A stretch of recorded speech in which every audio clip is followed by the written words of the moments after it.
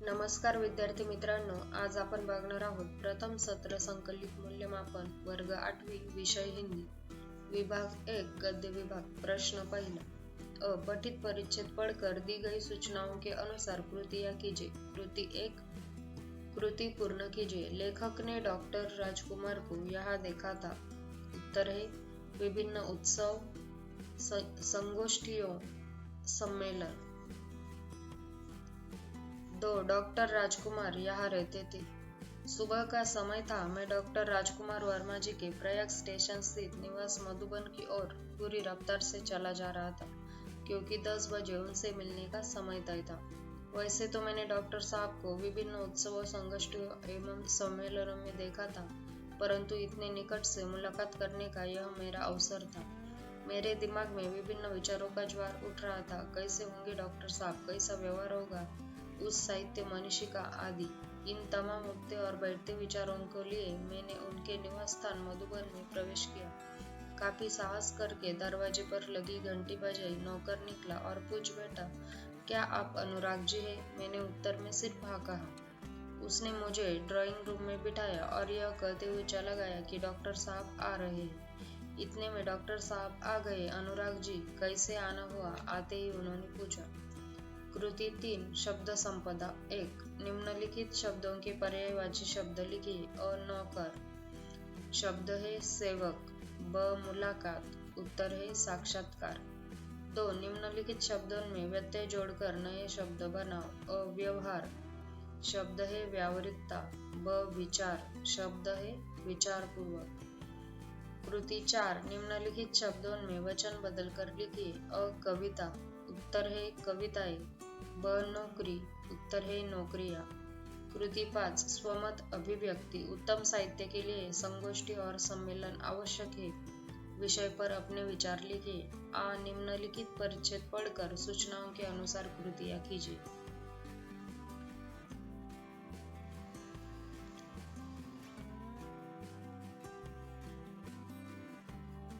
कृति 1, संजाल पूर्ण कीजिए। गैरेज की सूची में लिखी हुई चीजें। उत्तर है पिचकारी, ट्यूब बाल, रब सॉल्यूशन, इंजन ऑयल। देखो परिच्छेद लिखा है, घर जाकर श्रीमती जी जिसे कह दिया, जुहू की तैयारी कर लो। हम 2 दिन पूर्ण विश्राम करेंगे। एक दिन बाद पूर्णिमा भी थी। चांदनी रात का मजा जुहू पर ही है। एक दिन पहले आधी रात से ही उन्होंने तैयारी शुरू कर दी। 2 बजे का अलार्म लगा दिया। स्वयं 2 से पहले ही उठ बैठी और कुछ नोट करने लगी। श्रीमती जी ने इन सब कामों की सूची बनाकर मेरे हाथ में दी। गैरेज में पहुंचकर श्रीमती जी ने मोटर में हवा भरने की पिचकारी, ट्यूब बाल, rubbed solution, 1 gallon engine oil आदि आदि गैरेज में चीजें और भी लिखी। दिन भर दौड़ धूप करके पायधुनी से मिस्त्री लाया। सुबह से शाम हो गई, मगर शाम तक 4 में से 2 खिड़कियों की चटखानियों भी नहीं कसी गई। मोटर के लिए जरूरी सामान लाते लगाते रात तक दिल की धड़कन दुगनी हो गई थी। रात को सोने लगे तो श्रीमती जी ने आश्वासन देते हुए कहा, कल जुहू पर दिन भर विश्राम लेंगे तो थकावट दूर हो जाएगी। श्रीमती जी ने अपने कर्म कमलों से घड़ी की घुमंडी घुमाकर अलार्म लगा दिया और खुद बाहर जाकर मोटर का पूरा मुआयना करके यह तसल्ली कर ली कि सूची में लिखा सब सामान आ गया या नहीं। सुबह 5 बजते ही अलार्म ने शोर मचाया। कृति 2, उत्तर लिखिए। 1, डॉक्टर ने लेखक से क्या कहा? उत्तर है घर जाकर जुहू की तैयारी करो। 2, श्रीमती जी ने लेखक को क्या आश्वासन दिया? उत्तर है कल जुहू पर दिन भर विश्राम लेंगे तो थकान दूर हो जाएगी। कृति 3, उचित विकल्प चुनकर विधान पूर्ण कीजिए। 1, एक दिन पूर्णिमा और अमावस्या और वर्षगांठ भी थी। उत्तर है कल जुहू पर दिन भर विश्राम लेंगे तो थकान दूर हो जाएगी। 2, सुबह 5 बजते ही अलार्म मुर्गे बच्चों ने शोर मचाया। उत्तर है एक दिन बाद पूर्णिमा थी। कृति 4, स्वमत अभिव्यक्ति। स्वास्थ्य के लिए विश्राम आवश्यक है। विषय पर अपने विचार लिखिए। उत्तर है सुबह 5 बजते ही अलार्म ने शोर मचाया। विभाग 2 पद्य विभाग। प्रश्न दूसरा अ। पठित पद्यांश पढ़कर दी गई सूचनाओं के अनुसार कृतियां कीजिए। कृति 1 कृति पूर्ण कीजिए। कवि मातृभूमि के प्रति अर्पित करना चाहता है। उत्तर है मन और देह। तो देखो पद्यांश क्या है। माई समुद्र जिसकी पद रज को नित्य धोकर करता प्रणाम तुझको, मैं वे चरण दबाऊं। सेवा में तेरी माता मैं भेदभाव तज कर, वह पुण्य नाम तेरा प्रतिदिन सुनु सुनाऊं। तेरे ही काम आऊं, तेरा ही मंत्र गाऊं, मन और देह तुम पर बलिदान में जाऊं। कृति 2 एक शब्द में उत्तर दीजिए। 1 मातृभूमि के चरण धोने वाला समुद्र। 2 प्रतिदिन सुनने और सुनाने योग्य नाम। उत्तर है मातृभूमि का। कृति 3 शब्द संपदा। 1 निम्नलिखित शब्दों के पर्यायवाची शब्द लिखिए। 1 है माता, उसका शब्द है मातृभूमि और माताजी। 2 चरण, उत्तर है पग और पैर।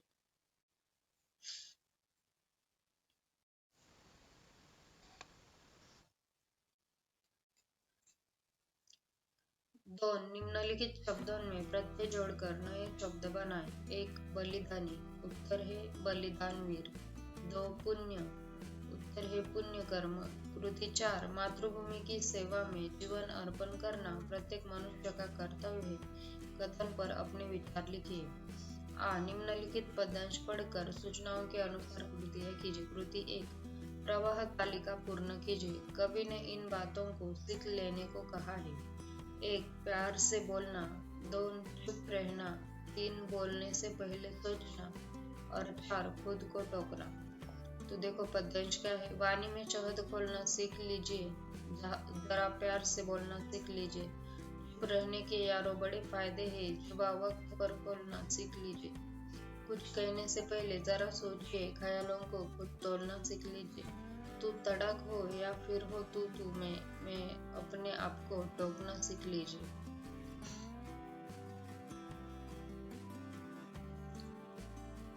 कृति 2 आकलन। कृति 1 कविता में आए इस अर्थ के शब्द लिखिए। 1 मधु, उत्तर है प्यार। 2 विचार, उत्तर है सोचिए। 2 विरुद्धार्थी शब्द लिखिए। 1 सीखना, उत्तर है मूलना। 2 फायदा, उत्तर है नुकसान। कृति 3 चुप रहने के 2 फायदे लिखिए।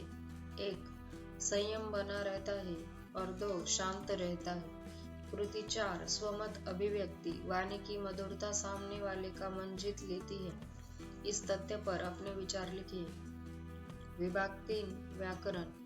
प्रश्न 3 सूचना के अनुसार कृतियां कीजिए। 1 शब्द का वाक्य में प्रयोग कीजिए। हमेशा, उत्तर है रमेश हमेशा समय पर स्कूल आता है। 2 निम्नलिखित संज्ञा शब्दों के सामने उनके भेद लिखिए। 1 रामायण, उत्तर है विशेष नाम। 2 कक्षा, उत्तर है सामान्य नाम।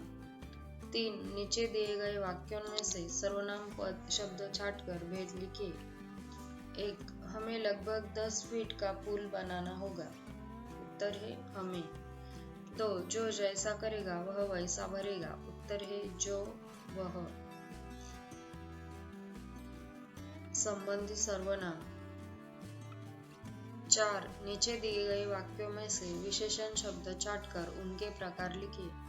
1 पेड़ पर पीला आम है। उत्तर है पीला, ये गुण विशेषण है। 2 वह मेरी बहन है। उत्तर है वह। 5 नीचे दिए गए वाक्यों में से क्रिया का काल पहचान कर लिखिए। सिर्फ एक पहला है घर पहुंचकर खूब गरजेंगे, दहाड़ेंगे। उत्तर है भविष्यकाल। 2 पिताजी गलियारे में खड़े खड़े निशब्द रो रहे थे, भूतकाल। 6 नीचे दिए गए मुहावरों का अर्थ लिखकर वाक्यों में प्रयोग कीजिए। 1 गले लगाना, अर्थ है प्यार से मिलना। वाक्य है बहुत दिनों बाद घर आए बेटे को माँ ने गले लगा लिया। 2 हाथ बटाना, अर्थ है मदद करना। वाक्य बड़ा बेटा अपने बाप के काम में हाथ बांटता है। विभाग 4 उपयोजित लेखन रचना विभाग। 1 पत्र लेखन। अनिल अनुराधा काळे 3-2-5 5 रविनगर नागपुर सेमा व्यवस्थापक साहित्य सदन अमरावती को पत्र लिखकर पार्सल में प्राप्त फटी पुरानी पुस्तकों के संबंध में शिकायत करता करती है अथवा हस्तकला प्रदर्शनी में किसी मान्यवर के रूप में आमंत्रित करने के लिए निमंत्रण पत्र लिखी। 2 कहानी लेखन निम्नलिखित मुद्दों के आधार पर लगभग 80 से 100 शब्दों में कहानी लिखकर उचित शीर्षक दीजिए। एक लड़का शहर के महाविद्यालय में पढ़ना, छुट्टियों में गाँव आना, प्रतिवर्ष सूखे की समस्या का सामना, मन में निश्चय, कुआं खोदने का प्रारंभ, लोगों का हंसना, एक मित्र का साथ देना, लोगों का जुड़ना, कुआं तैयार होना, कुआं पानी से भरना, लोगों का खुश होना, सीख। शीर्षक ऊपर लिखना है। 3 निबंध लेखन निम्नलिखित विषयों में से किसी एक विषय पर लगभग 70 से 80 शब्दों में निबंध लिखिए। 1 मेरा प्रिय त्योहार, 2 मेरे सपनों का भारत और 3 यातायात की समस्याएं उपाय। मेरे सपनों का भारत। मेरा सपना है कि मेरा भारत एक मजबूत, शिक्षित और खुशहाल देश बने। मेरे सपनों के भारत में हर बच्चे को अच्छी शिक्षा मिले और कोई भी निरक्षर न हो। यहाँ सभी लोग एक दूसरे के साथ प्रेम और भाईचारे से रहे। गरीबी, बेरोजगारी और भ्रष्टाचार पूरी तरह खत्म हो जाए। हर गांव में बिजली, सड़कें, अस्पताल और साफ पानी की सुविधा हो। किसान खुशहाल हो और हमारे सैनिक हमेशा सुरक्षित रहे। मेरा भारत स्वच्छ, हरित और तकनीकी रूप से आगे बढ़ा हुआ हो। ऐसे भारत में रहना मेरा सबसे बड़ा सपना है। विद्यार्थी मित्रांनो, इझी सोल्युशन चॅनलवर सर्व विषयांचे स्वाध्याय अपलोड करत आहोत। चॅनलला सबस्क्राईब करा आणि सोप्या भाषेतील स्वाध्याय अभ्यासा। Thanks for watching.